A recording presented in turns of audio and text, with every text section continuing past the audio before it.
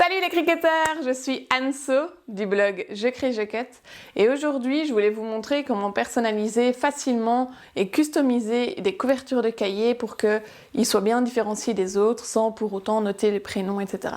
Ici je vais faire la personnalisation d'un cahier pour mon mari qui est professeur de sciences et on va voir ensemble comment facilement créer et retrouver des pictos dans le Cricut Design Space, les découper avec la Cricut Joy. Vous allez voir, c'est hyper facile. On va donc customiser ce cahier Oxford. Bon, c'est vrai qu'ils sont vraiment pratiques parce qu'il y a des petits pointillés ici, donc il y a déjà les anneaux. Il y a les petits pointillés pour déchirer chaque page et après vous pouvez les mettre dans des classeurs. Bon, mon mari, il l'adore, il l'utilise tout le temps pour tous ses cours chaque année. On va customiser ça avec du vinyle argenté qu'on va appliquer avec la bande de transfert. Bien sûr, on va devoir passer à l'échenillage, donc on va prendre un set d'échenillage. On aura besoin de la Cricut Joy et de la lame à pointe fine. Je vais ici utiliser du Smart Vinyl, donc je n'aurai pas besoin de tapis pour la découpe. Néanmoins, sachez que vous pouvez utiliser le Smart Vinyl sur un tapis en l'appliquant sur un tapis vert. Donc vous pouvez aussi l'utiliser pour la Cricut Maker et Explore. Allons voir comment créer le design. Mon mari est professeur de sciences, donc nous allons regarder dans le Cricut Design Space des images qui existent pour rappeler son métier. Donc je vais aller ici dans Images et je vais cliquer sur Ensemble d'images. Je vais taper le mot Science et on a déjà 4 collections qui existent. Ici ce sont des icônes, ici c'est des sketchs, donc c'est des illustrations dessinées à la main. Et ici c'est des phrases hyper rigolotes sur la science, mais c'est en anglais. Et mon mari est professeur de sciences, mais alors l'anglais, voilà, hein. Donc on va aller prendre des icônes ici. On va en sélectionner plusieurs qu'on va mettre un peu partout sur son cahier. Je les ai ajoutées à la toile et je vais aligner, centrer. Vous allez vous demander pourquoi. En fait, c'est pour qu'ils soient tous plus ou moins de la même taille.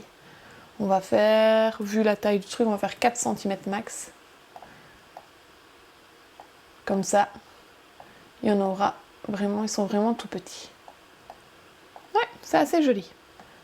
Je vais les resélectionner et les reproduire pour en faire plusieurs sur le cahier. On va cliquer sur Créer, on va changer les chargements par sans tapis et on va passer sur Continuer. On connecte la machine et on va sélectionner le matériau. C'est du Smart Vinyl permanent. On clique sur Terminer et on va passer à la découpe. J'ai pris argenté parce que je trouvais que ça faisait assez masculin. Et aussi parce que j'aime l'argenté. Tout simplement. Alors on a notre rouleau de Smart Vinyl qui est ici. On va le placer sous les deux guides ici.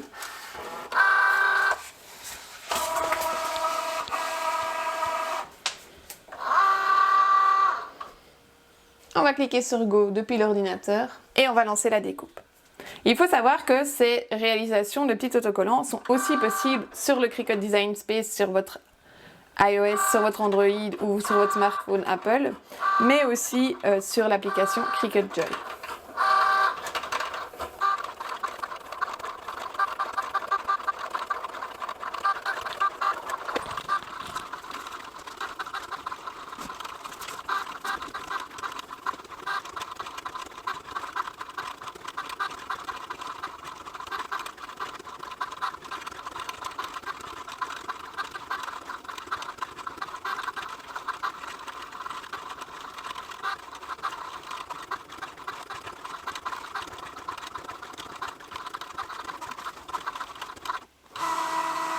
Voilà la découpe terminée, je clique sur Décharger. Et nous allons passer à la partie la plus rigolote, mesdames et messieurs, c'est-à-dire l'échenillage. Tout d'abord, je vais découper un gros morceau autour. Comme ça, je perds le moins de matériaux possible. Et nous allons passer à l'échenillage. Bon. Mode radine ici, je recoupe aussi le morceau ici. En fait, quand vous utilisez des matériaux smart, il y a toujours quelques centimètres qui sont perdus ici, mais c'est tout à fait normal en fait. C'est le calibrage, c'est pour s'assurer que la distance, que la mesure est assez grande pour votre machine et pour permettre aussi d'avaler le matériau pour la découpe. Alors ce n'est pas perdu, regardez-moi, je les garde tous et un jour je les utiliserai. Un jour. Je les mettrai sur un tapis vert, puis je ferai ma petite découpe. Mais je vous promets, un jour j'utiliserai. Alors, pour écheniller, vous voyez, je fais un mouvement de haut en bas et de gauche à droite.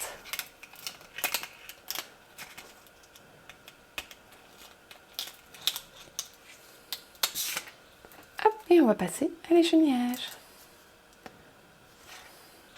Alors, je vais m'aider de ma bague d'échenillage, ça va déjà être plus simple. Et aussi, vous voyez que le matériau, il crolle, comme on dit en Belgique. Il gondole, il boucle. Il tient pas droit. Je sais pas comment vous dites. Voilà, donc je vais faire comme ça, comme ça. Il ne bougera pas. Et je vais mettre tous mes résidus dans ma bague d'échenillage. Ça va être bien plus propre.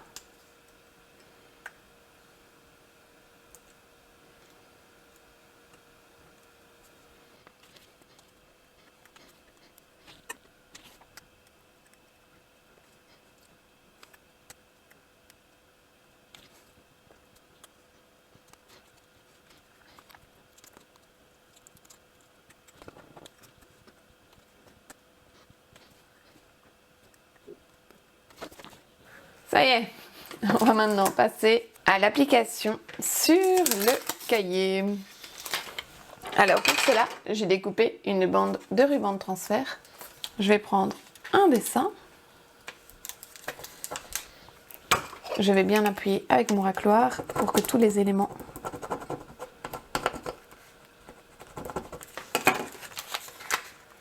restent sur le transfert.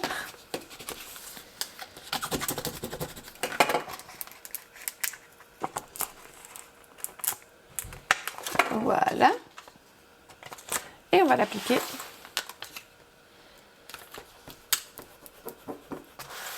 sur le cahier.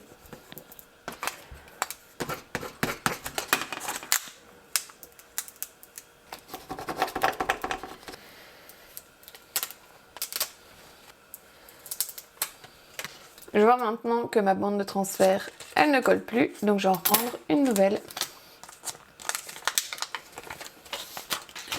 Mais bien sûr, vous pouvez réutiliser votre bande de transfert plusieurs fois. Et voilà. Avant que ça pimpe un peu, c'est un peu plus chouette. Et ça reste classe pour un prof de sciences. Alors n'hésitez pas à aller voir les ensembles d'images dans le Cricut Design Space. Vous verrez, il y a plein d'images pour les maths, pour les sciences, pour les langues. C'est vraiment super chouette. Alors si vous voulez utiliser ce cahier, vous le trouvez chez tous les revendeurs de papeterie ou chez Cultura. Et voilà! Donc nous avons légèrement personnalisé ce cahier. Bon, mon mari est fan de ce modèle, donc maintenant il est tout content. Il était là, oh, c'est pour moi ça? Je dis, ben oui, c'est pour toi. Oh, c'est gentil! Comme quoi, des fois, je fais des choses pour lui avec la Cricut. Si vous aussi, vous êtes fan de ce genre de cahier, eh bien, sachez que tout le matériel que j'ai utilisé dans cette vidéo est disponible chez Cultura.